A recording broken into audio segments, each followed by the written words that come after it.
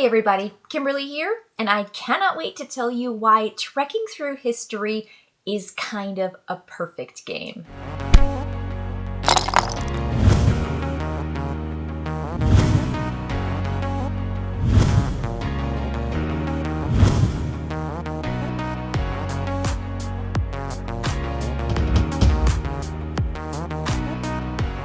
The very first thing I want to talk about is that experience you have the first time meeting a game, which means when it's out on the table, when you learn the rules, and when you play it for the very first time.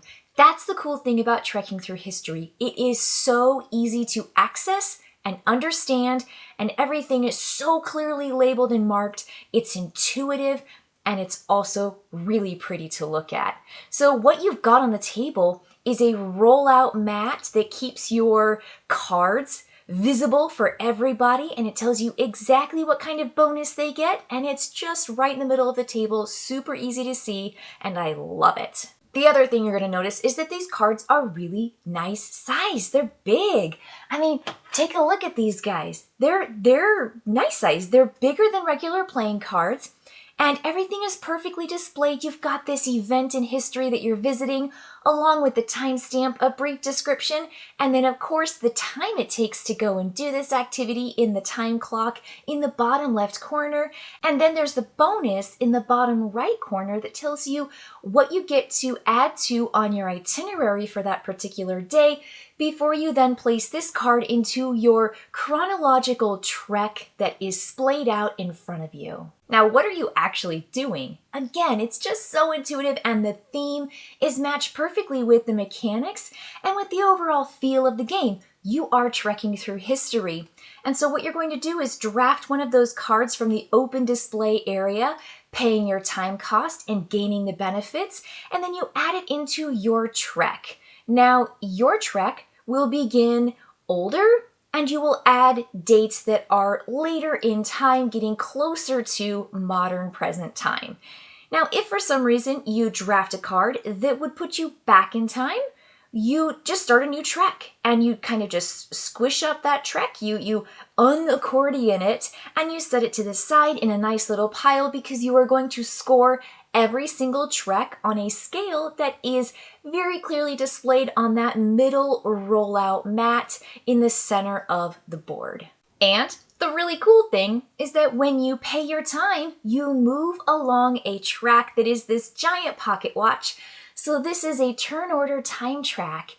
You will move ahead the spaces that you are paying on the card you draft and take into your trek, and you just move your pawn along that space, and then the furthest player back on the time clock will get to go, which means a player might actually play multiple turns in a row before another player is going to go. So the longer, the better trip you have in this trek, the better, event that you visit in history, the longer it might take you, because you got some really cool bonuses.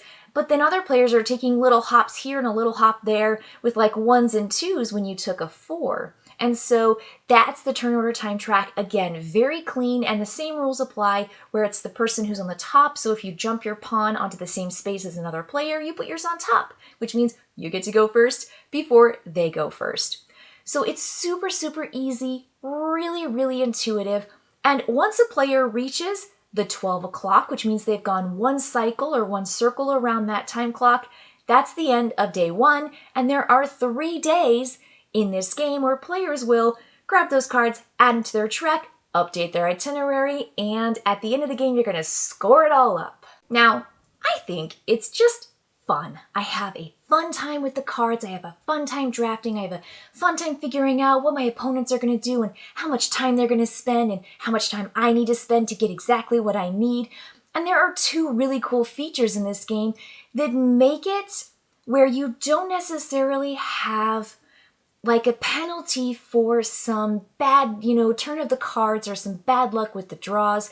Because there's one thing called Ancestors, and Ancestors is a wild card that you can draft for 3 times, and it acts as a wild, so it doesn't make you start a brand new trek if you can't find a card that goes later in time as opposed to earlier in time, and you can keep that trek going, because the longer trek you have, the more victory points you're going to score. And so you really want a long sequence of early dates, middle dates, later dates before you start a new trek. There's no rule about not starting new treks. It's just that the victory points really, really ramp up if you get a longer trek. Now, your treks do not scrap at the end of day 1 or at the end of day 2. They keep going, but the one thing that does change is that you have itineraries, and you do have to have one itinerary during day 1, one rotation around the clock. Then you will change it out for a new random itinerary. And players are going to have 4 of these at the beginning, and every time I play, we just randomize it. We just take a look at, we just shuffle them up, draw one, and place one in front of us.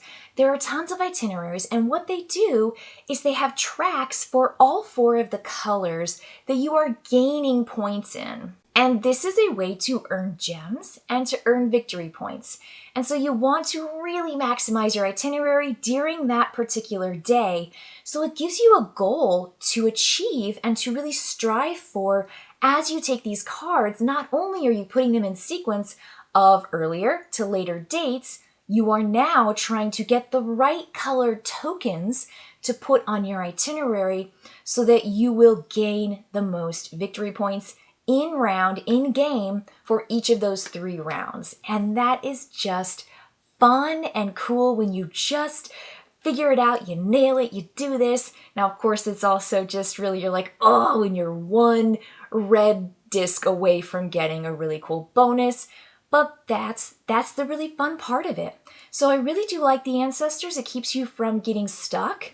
And you get a wild when you take that card too, and a wild lets you put it in any of those 4 colors for your itinerary. But the game is fun, it's fast. It says it's between 30 and 60 minutes. It's about a 40 or 45 minute game, and you can teach it so fast and jump in almost immediately. And players will get it. After the very first round, which is a day, they've nailed it. And with the production of these components and these pieces, this game is just perfect. It really is. And I hesitate or shy away from saying something is perfect because I know somebody out there is going to disagree or they're going to find a flaw in it. But I think that when it comes to ease of understanding the game and having very clear rules that never have, well, what about this, or what if that happens, or what if that happens? There just weren't any questions. It was just so easy to understand. And having 2 mechanics that I think work incredibly well. The one is turn order time track. That is a fantastic mechanic, and it really incentivizes players to make certain choices, going really far or going in little steps and getting a lot of turns in a row. And then the second mechanic is that open market and then drafting those cards to go in sequence. And I mean, that's just collection, right? It's just that card collection, the set collection. It's so good, it's so clean, and it's just beautifully produced. The cards are stunning. I love the artwork. I love the feel of everything. And it's just a lovely, lovely game and a beautiful box cover. I mean, I think it's really cool. Also, the game just doesn't overburden you with too much. There's just enough to keep juggling in the air. And one of the really cool features too, in addition to those ancestor cards, are these gems. And you will collect these crystals or these gems, and if you want to knock your time back by 1, so if you have a card that you want to pay and it says 4, you can pay any number of gems down to 1. You can never go to 0 and pay no time, but you can pay any number of gems that you have back to the supply and take less time to essentially explore that particular event. And that adds just a ton of strategy with just a simple, streamlined, really, really cool component and element to the game. So I think that adds just enough to give players that flexibility and that choice that's just so clear and crisp and just nice in this game. And part of that clean appeal, aesthetic, mechanics in this game is that there is this day 1, day 2, day 3 chart, and it tells you every single card that's in the game. So if you're looking for a card or you're wondering, well, what cards show up in day 1? There's a day 1 deck. Then there's a day 2 deck, and they have different cards and a different kind of balance or focus of earlier to later in history events. And then there's day 3. And so you will look at this and say, well, I've got this card, my opponents have this card, I'm looking at the cards out there, what's the likelihood that this is going to show up in this deck, or that I'm going to be able to continue building on this track, or should I really just scrap it now, start a new track, and then move on from there? And I think having that chart just makes it easier. Like, I love the transparency. It's not about keeping things secret, it's not about guessing, it's not about wondering, it's about knowing and playing the probability. And I think that also adds to a player's strategy, but also just the cleanness and the preciseness of this game. There's just a ton to like about this, and I just can't think of a better game that just joins the collection and with no hesitation is a really, really standout game amongst a lot of games that I play these days. Well, thank you so much for following me in trekking through history, and I hope you can find a copy or play it yourself and make your own judgment. But for me, it's a pretty perfect game.